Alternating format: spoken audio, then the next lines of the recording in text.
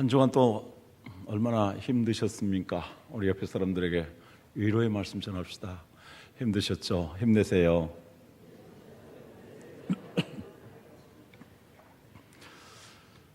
우리는 자본주의 세상에 살고 있습니다.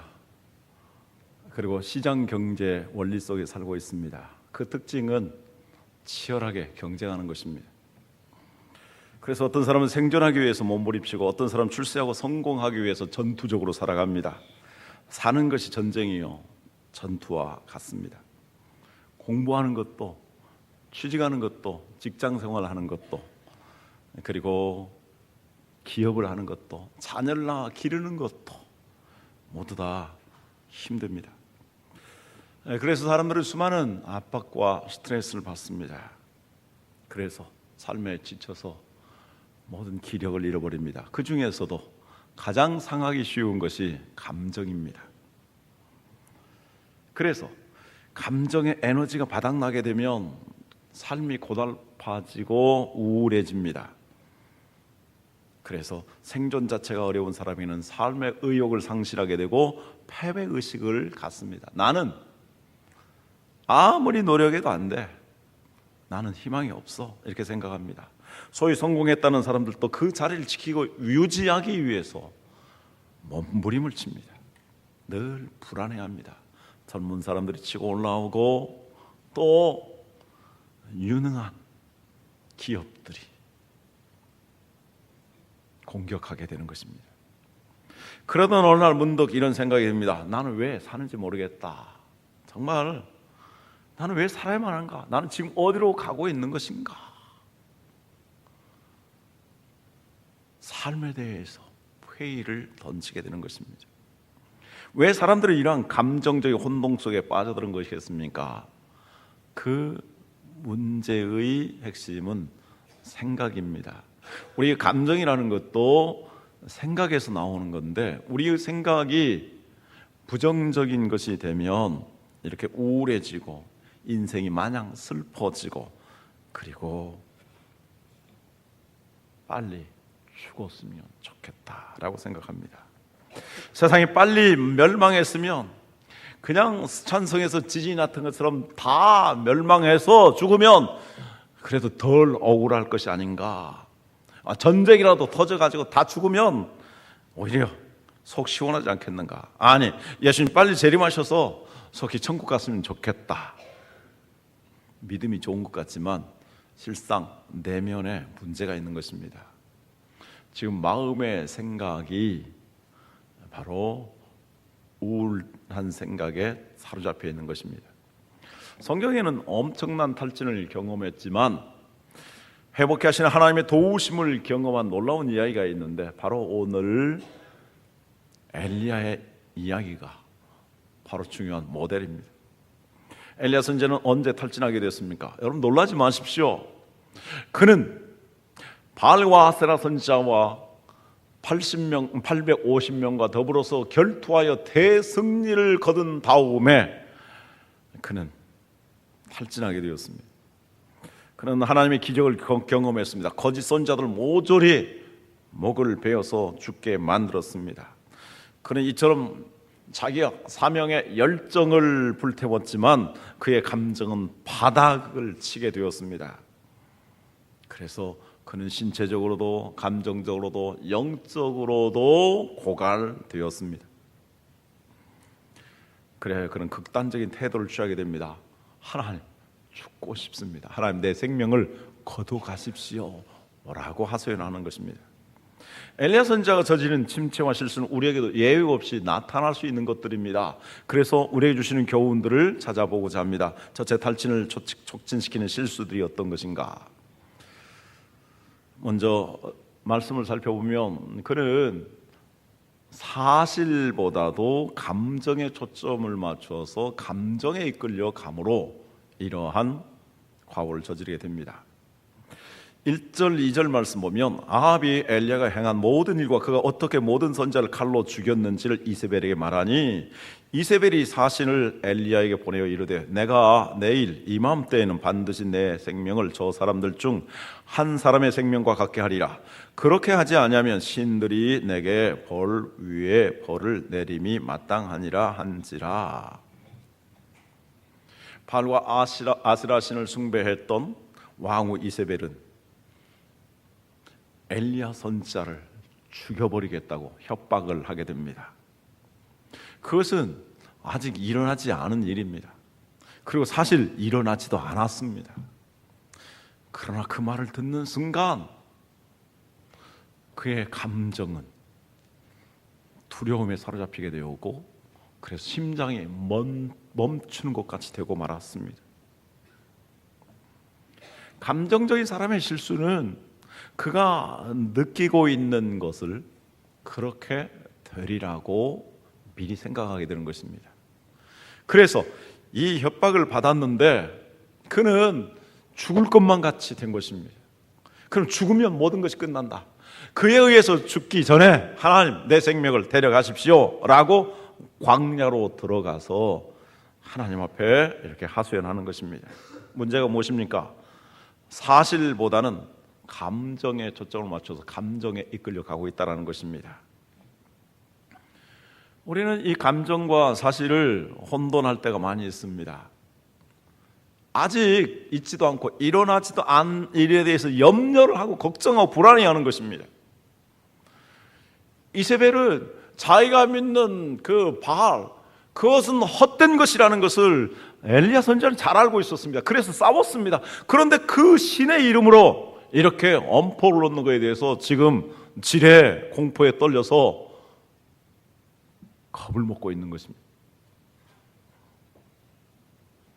우리 사랑하는 성도님들, 하나님께서 여기서 우리에게 가르쳐 주시는 중요한 것은 무엇입니까? 그것은 사람의 감정에 의해서 이끌리지 말고 감정을 믿지 말라는 것입니다. 잠언 28장 26절 말씀 같이 보도록 하겠습니다. 자기의 마음을 믿는 자는 미련한 자요 지혜롭게 행하는 자는 구원을 얻을 자니라. 자기의 마음, 즉 자기의 감정을 믿지 말라.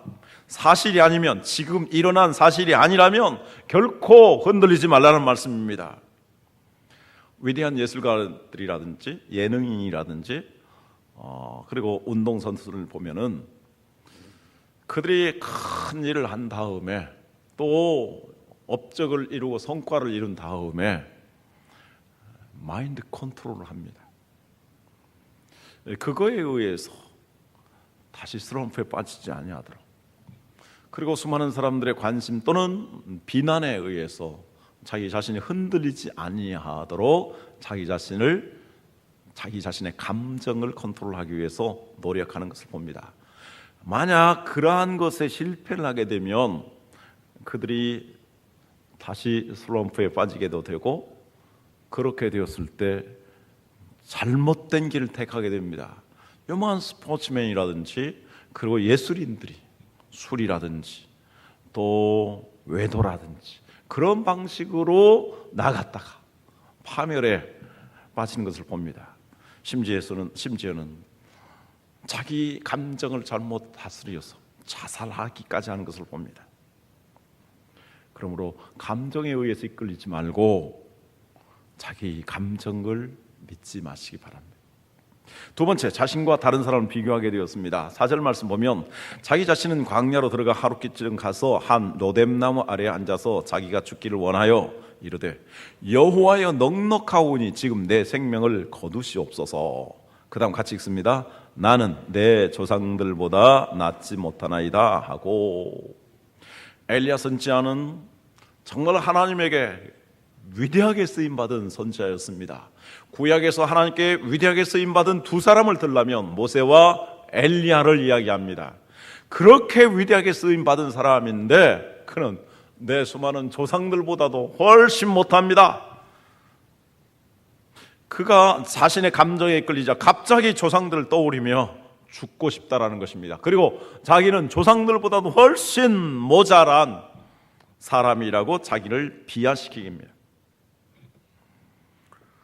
자신을 다른 사람에게 비교하는 것은 사탄의 덫이며 멸망으로 가는 지름길입니다. 사탄은 우리의 감정을 요동치게 만듭니다. 아담과 하와를 충동해서 하나님처럼 높아지게 만들며 하나님을 대항하도록 만듭니다. 그러나 결국은 어떻게 합니까? 자기 자신에게 굴복시킵니다. 그리고 죄에 빠지게 하고 인생을 패배시키고 때로는 자살로 내몰고 지옥에까지 이끌고 가는 것이 사탄이고 감정을 요동치게 하는 사탄의 전략입니다. 우리는 자신의 장점은 무시한 채 다른 사람의 장점과 자기 자신의 약점을 비교하는 경향이 있습니다. 자기 자녀들을 다른 자녀들과 비교해서 말하기도 합니다. 그것은 매우 바보 같은 짓입니다. 그것은 자기 자신을 또 자식들을 이렇게 비하시키고 또 경멸하기 때문입니다. 자신을 다른 사람들과 비교하게 되면 다른 사람들은 커 보입니다. 그리고 자기 자신은 왜소하게 여겨집니다. 자기 자신의 부정적인 부분들은, 연약한 부분들은 더 부각됩니다. 그래서 결국 다른 사람들과 비교하게 되면 이 세상에 영원히 정말 뛰어난 사람, 영원히 1등할 사람은 아무도 없습니다. 스포츠 세계에서도 말하지 않습니까? 기록은 경신하기 위해서 있는 것이다.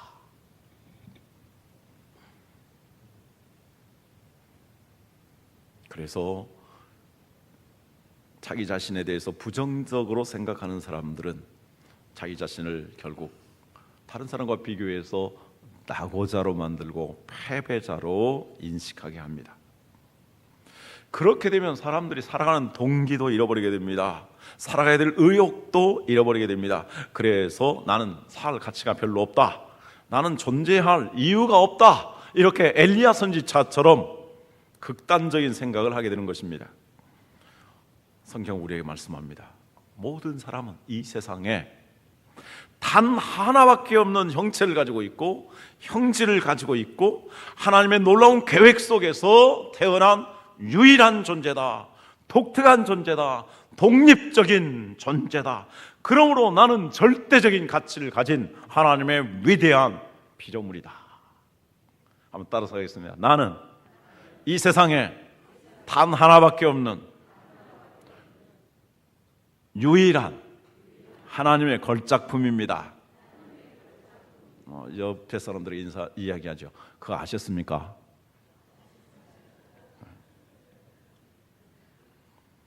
그러므로 우리는 다른 사람과 결코 비교해서는 안 됩니다. 세 번째, 자기 실수가 아닌 것들로 인해서 아파합니다.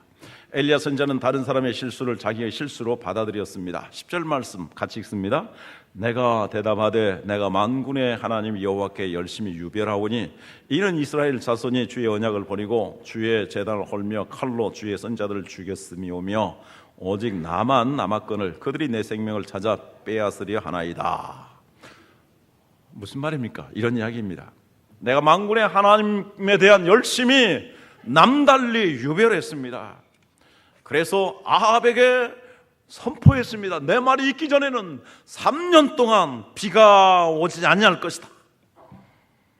그는 3년 동안 흉년 가운데서도 오직 하나님만 의지하며 기적 가운데 생존할 수 있었습니다. 그리고 그는 바알과 아세라 선자를 향해서 결투를 신청했습니다. 850명과의 싸운 대결투에서 그는 승리를 거두게 되었습니다. 그러나 그동안 이스라엘 백성들이 나아진 것이 무엇입니까? 이스라엘 백성들이 우상을 숭배하게 되었습니다. 그리고 참된 선지자들을 죽였습니다. 그리고 오직 나만 남았습니다.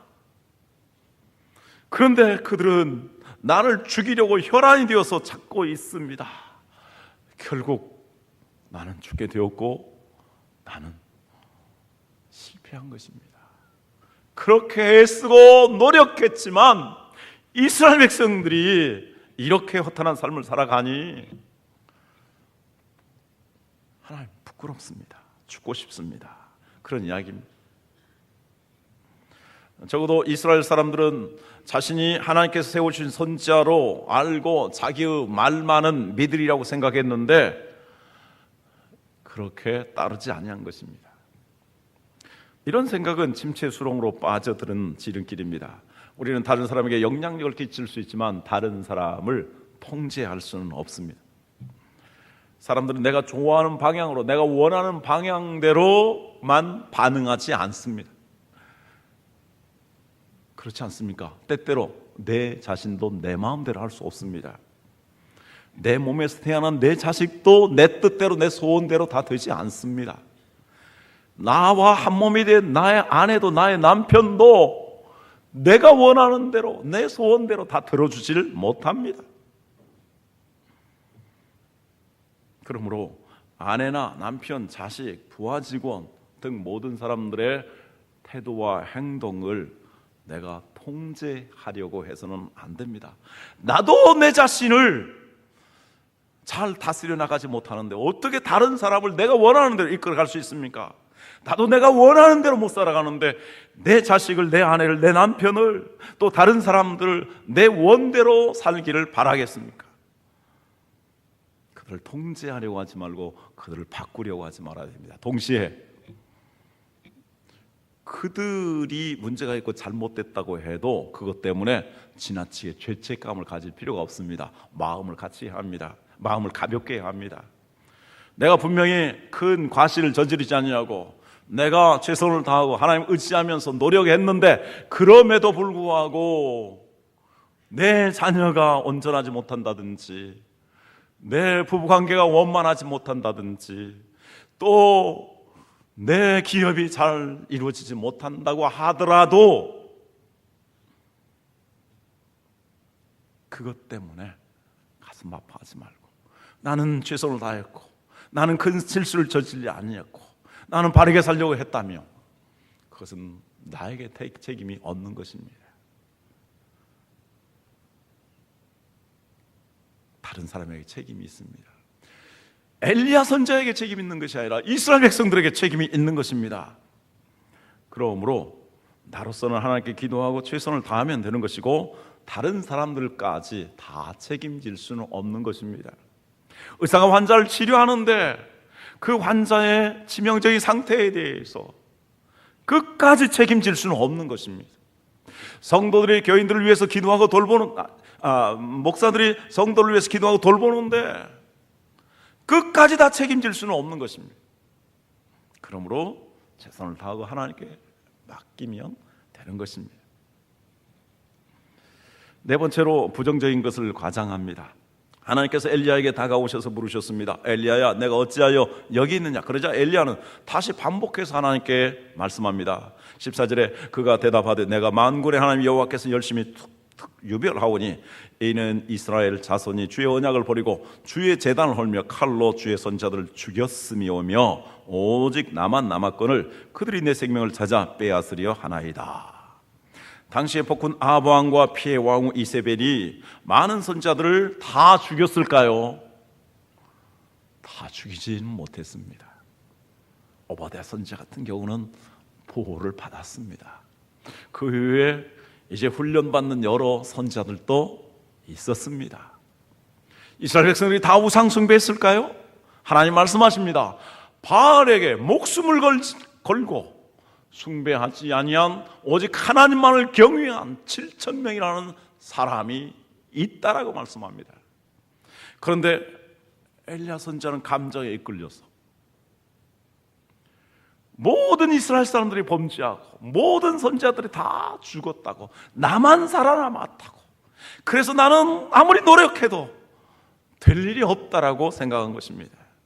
그래서 하나님께서 이제 새로운 선지자를 세우고 새로운 후계자를 세우고 그리고 새로운 왕을 세우라고 말씀합니다.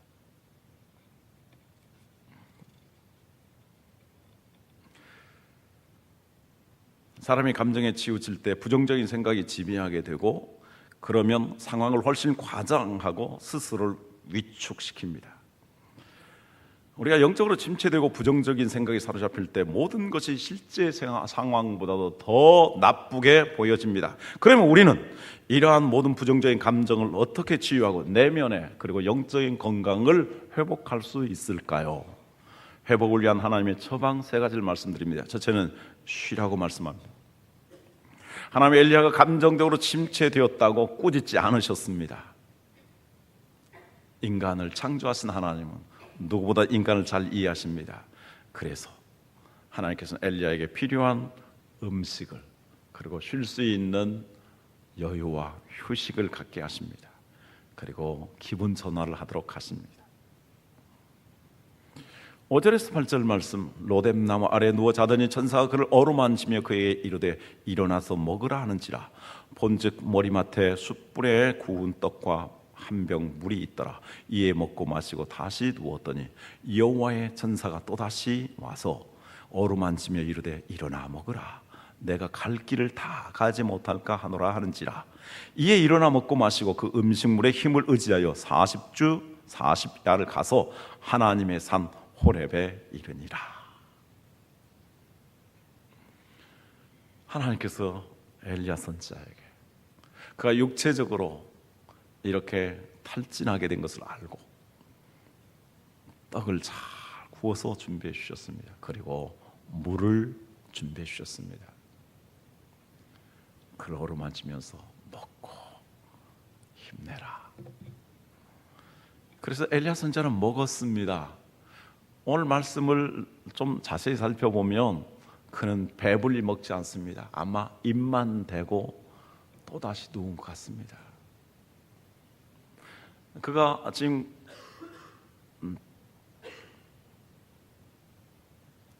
그가 또다시 누웠습니다. 그러나 하나님은 포기하지 아니하셨습니다.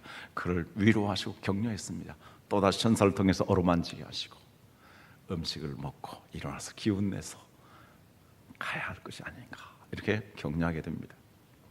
삶의 탈진은 쉬지 않고 열심히 일하는 사람에게 찾아옵니다. 밤낮 쉬지 아니하고 일하는 사람들, 감정의 침체도 치열하게 경쟁하며 사는 사람들에게 많이 나타납니다.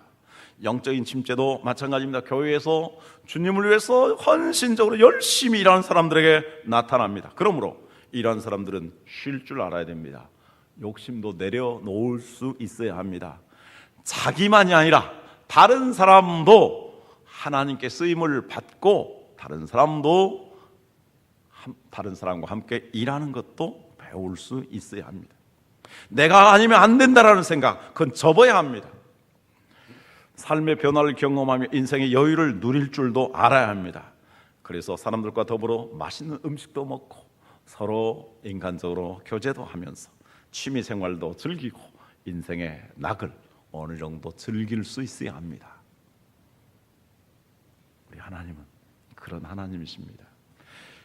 신명기 20장 8절에 10절 말씀합니다. 안식일 기억하여 거룩하게 지키라. 엿새 동안에 힘써 내 모든 일을 할 것이나 일곱째 날은 내 하나님 여호와의 안식일인즉 너나 내 아들이나 내 딸이나 내 남종이나 내 여종이나 내 가축이나 내 문 안에 머무는 객이라도 아무 일도 하지 말라. 우리 자신뿐만 아니라 우리 자녀들, 우리 가족들, 우리 집안에 있는 손님, 우리 집에서 일하는 가축들까지도 다 쉬라고 말씀하십니다. 여러분 충분히 쉴 때 쉬시기를 바랍니다. 마태복음 11장 28절 29절 수고하고 무거운 짐진 자들아 다 내게로 오라. 내가 너희를 쉬게 하리라. 나는 마음이 온유하고 겸손하니 나의 멍에를 메고 내게 배우라. 그리하면 너희 마음이 쉼을 얻으리니. 마음이 쉼을 얻으리니. 전도서 5장 18절 20절에서도 말씀합니다. 사람이 하나님께서 그에게 주신 바 그 일평생에 먹고 마시며 해 아래에서 하는 모든 수고 중에서 낙을 보는 것이 선하고 아름다움을 내가 보았나니 그것이 그의 몫이로다. 또한 어떤 사람에게든지 하나님이 재물과 부요를 그에게 주사 능히 누리게 하시며 제 몫을 받아 수고함으로 즐거워하게 하신 것은 하나님의 선물이라. 20절 같이 읽습니다. 그는 자기의 생명의 날을 깊이 생각하지 아니하리니 이는 하나님이 그의 마음에 기뻐하는 것으로 응답하심이니라. 열심히 일해서 수고한 것을 먹고 마시며 나누며 즐겁고 행복하게 살라고 말씀하십니다. 그것은 하나님께서 우리 인생에 주신 선물입니다. 그러한 사람들은 인생에 대해서 번민에 빠지지 않는다 라고 말씀합니다. 우리 성도님들도 이렇게 쉴 때 쉬고 즐길 때 즐기고 사람들과 더불어서 참으로 재밌게 살 때 재밌게 사셔서 우리 육체의 스트레스를 풀고 육체의 건강을 유지하는 삶을 살기를 주님의 이름으로 축원합니다. 두 번째, 하나님께 아뢰라고 말씀합니다. 몸이 아픈 데가 있으면 아프다고 이야기합니다. 아픈데도 아프지 않은 척하는 사람은 악성 질병에 넘어지게 됩니다. 가장 어리석은 사람 중에 하나는 의사 앞에서 아픈데도 불구하고 난 아픈데 없는데요, 그런 사람입니다. 엘리야 선지자는 이세벨이 자기를 죽이려고 하자 도망을 쳤습니다. 그리고 한 로덴나무 아래 앉아서 하나님 앞에 자기의 감정을 쏟아냅니다. 하나님, 죽고 싶습니다. 하나님, 지금까지 살아있다라는 것도, 이 어려운 시대에 살아있다라는 것도 넉넉합니다. 하나님, 지금 내 생명을 거두십시오. 얼마나 힘들고 어려웠으면 이 감정을 하나님 앞에 쏟아냈겠습니까? 하나님께서는 일단 엘리야의 상태를 진단하신 후에 육체적으로 탈진한 그에게 물과 떡을 주셔서 육체적인 기력을 회복시켜 주셨습니다. 그래서 그는 40주야를 달려서 호렙산까지 이르렀는데, 가만히 보니까 호렙산에서 사명을 감당하고 있는 것이 아니라 그는 굴 속으로 들어가 또 누워 있습니다. 하나님께서는 엘리야의 감정이 지금 상하고 침체되었다는 것을 아셨습니다. 그래서 그것을 치유하시기 위해서 말씀하십니다. 엘리야야, 내가 어찌 여기 있느냐? 그는 대답합니다. 만군의 여호와여, 이스라엘 자손이 주의 언약을 버리고 주의 제단을 헐며 칼로 주의 선자를 죽였습니다. 오직 나만 남았는데 나를 죽이려고 하고 있습니다. 엘리야는 하나님께 자기의 감정을 3차례나 거듭 이렇게 토로하였습니다. 아니, 하나님께서 엘리야의 내면에 있는 감정을 쏟아내도록 이끌어 주신 것입니다. 여러분, 감정이 상하고 지쳤습니까? 그 문제를 해결하는 지름길은 한나를 생각하면 됩니다. 한나는 결혼했는데 아이를 낳지 못했습니다. 남편이 후처를 취하게 됐습니다. 후처가 임신하자 자기를 멸시하게 됩니다. 그는 너무나 억울하고 기가 막혔습니다. 눈이 뒤집어질 것 같았습니다. 그래서 그는 하나님 앞에 나갔습니다. 하나님, 억울합니다. 하나님, 나에게 아이를 주지 아니하여서 남편이 나를 이렇게 업신여기고, 그리고 후처가 나를 이렇게 멸시하고 있습니다. 하나님, 하나님. 그는 하나님 앞에 하소연했습니다. 얼마나 이렇게 하소연하다가 지쳤는지 이제는 입에서 발음도 제대로 나오지 않습니다. 그 모습을 봤던 엘리 선지자는, 한나요, 그대가 어찌 대낮에 하나님 앞에 나와서 술 취한 주정을 하고 있습니까? 선지자요, 아닙니다. 내 슬픈 마음을 하나님 앞에 쏟아 놓은 것입니다. 여러분들, 상하고 지친 내 마음 감정입니까? 사람에게 쏟아내지 마시 바랍니다. 사람에게 쏟아내면 후회하게 되고 나도 다른 사람도 더 큰 상처를 받습니다. 하나님께 쏟아내십시오. 하나님 아무리 쏟아내도 하나님께서는 결코 충격받지 아니하십니다. 하나님은 우리 인간의 연약함을, 우리 감정에 상한 것을 다 아시기 때문입니다. 그리고 하나님께서는 능히 그 모든 상처들을 치유해 주시고 회복시킬 능력을 가지고 계시기 때문입니다. 그 상처를 토로하여서 치유받을 수 있는 비결이 무엇입니까? 하나님 앞에 기도하는 것입니다. 하나님은 나의 상한 마음과 감정을 토로할 수 있는 하나님 주신 아주 좋은 방법입니다. 이런 찬송이 있죠. 마음의 분노 가득할 때 기도했나요? 나의 앞길 막는 진구 용서했나요? 다 같이 찬송합니다. 기도는 우리의 한시 빛으로 인도하니 앞이 캄캄할 때 기도 잊지 마세요. 또 이런 찬송도 있습니다. 참지 못할 분노 있거든 주님께 맡기세요. 참지 못할 슬픔 있거든 주님께 맡기세요. 같이 할까요? 우리 살아갈 길은 눈물의 골짜기 내 힘으론 참지 못해 늘 흐느끼네. 이럴 땐 우린 누굴 의지해야 하나요? 주님밖에 없어요. 나는 그 길 갈 수 없지만 주님이 함께 가요. 멜로디가 좀 서툰 저하고 같이 하려고 애쓰셨습니다. 세 번째, 하나님의 세미한 음성의 귀를 기울이셔야 합니다. 많은 사람들이 신앙생활을 하면서 기적을 추구합니다. 초자연적인 능력이 나타나기를 원합니다. 그러나 그러한 신앙은 매우 위험합니다. 왜냐하면 그러한 초자연적인 능력과 또 기적을 추구하는 사람들은 더 크고 더 능력 있는 것들을 경험해야만이 그것이 채워져야만이 만족하기 때문입니다. 그런 사이에 나의 영성은 고갈됩니다. 이런 신자를 가리켜서 희롯봉 신자라고 하는 사람도 있습니다. 계속 투약을 하고 더 투약을 해야 힘을 얻는 것입니다. 하나님은 초월적인 분이십니다. 그러므로 하나님을 믿는 사람들에게 엘리야에게 임하셨던 것처럼 초자연적인 능력과 기적들이 분명히 나타납니다. 하지만 지나치게 기적에 의지하는 신앙은 문제가 있습니다. 영성이 곧 메마르기 때문입니다. 우리가 매일 세끼 밥을 먹어야 건강을 유지하는 것처럼 하나님의 일을 하는 사람들은 영적인 공급을 계속해서 받아야만 합니다. 하나님께서는 엘리야의 감정이 지치고 기력과 삶의 의욕을 상실한 근본적인 원인이 그의 영성이 고갈됐다라는 것을 아셨습니다. 그래서 그의 영성을 회복시키기 위해서 하나님 자신이 그에게 나타나셨습니다. 어떻게 하나님께서 그의 임재를 경험하게 했을까요? 11절 12절 말씀 같이 읽습니다.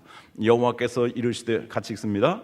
여호와께서 이르시되 너는 나가서 여호와 앞에서 산에 서라 하시더니 여호와께서 지나가시는데 여호와 앞에 크고 강한 바람이 산을 가르고 바위를 부수나 바람 가운데 여호와께서 계시지 아니하며 바람 후에 지진이 있으나 지진 가운데에도 여호와께서 계시지 아니하며 또 지진 후에 불이 있으나 불 가운데도 여호와께서 계시지 아니하더니 불 후에 세미한 소리가 있는지라. 하나님께서는 산을 가르고 바위를 부수는 불 가운데 임재하지 않으셨습니다. 그 위에 지진이 일어나도 그 속에 나타나지 아니하셨습니다. 또 불이 타오르는 가운데서도 나타나지 않았습니다. 오직 세미한 음성으로 나타나셨습니다. 언제부턴가 제 귀에서 소리가 들리기 시작했습니다. 이명이라고 합니다. 그래서 우리 장로님에게 물어봤더니 너무 스트레스 받지 마시고 그대로 사십시오. 그래서 제가 그대로 삽니다. 지금도 신경 쓰니까 소리가 크게 들립니다. 열심히 일을 할 때는 소리가 안 들리는데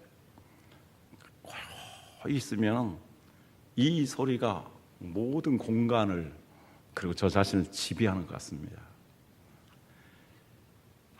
아주 세미한 소리인데 조용히 있으면 엄청나게 크게 들리고 다 지배하는 것입니다. 자, 이러한 능력 있는 하나님의 음성은 우리가 어디서 들을 수 있을까요? 바로 하나님의 말씀을 통해서입니다. 우리가 성경을 펼치는 순간 하나님께서는 그 성경을 통해서 세미한 음성으로 우리에게 말씀하십니다. 우리가 열심히 봉사하고 전도하는 가운데 영성이 계속 충족되지 않습니다. 오히려 영을 쏟아내는 것입니다. 오직 영성의 충만함은 하나님 말씀의 은혜를 깨닫고 이를 묵상하며 말씀 붙잡고 기도할 때에 성령의 충만함으로 나타나는 것입니다. 그러므로 말씀을 붙들고 기도하면서 하나님의 음성을 통해서 영적인 힘을 얻으시기를 바랍니다. 이 하나님 말씀을 통해서 주시는 이 영적인 힘은 그 어떤 것보다도 강합니다. 바람보다도 강하고 지진보다도 더 강하고 그 불보다도 더 센 것입니다. 그러므로 하나님 말씀을 통해서 성령이 하시는 음성을 들으시고 새 힘을 얻으시기를 바랍니다. 시편 1편 1절에 3절 말씀 읽고 말씀 마칩니다. 같이 읽습니다. 복 있는 사람들은 악인의 꾀를 따르지 아니하며 죄인들의 길에 서지 아니하며 오만한 자들의 자리에 앉지 아니하고 오직 여호와의 율법을 즐거워하여 그의 율법을 주야로 묵상하는도다. 그는 시냇가에 심은 나무가 철을 따라 열매를 맺으며 그 잎사귀가 마르지 아니함 같으니 그가 하는 모든 일이 다 형통하리로다. 이 말씀을 묵상한다라는 말이 있는데 히브리어로 작은 소리로 읊조린다라는 뜻입니다. 하나님께서 우리에게 말씀하시는데 그 말씀을 묵상하면서 읊조릴 때 그 말씀이 우리에게 힘이 되는 것입니다. 기도하겠습니다.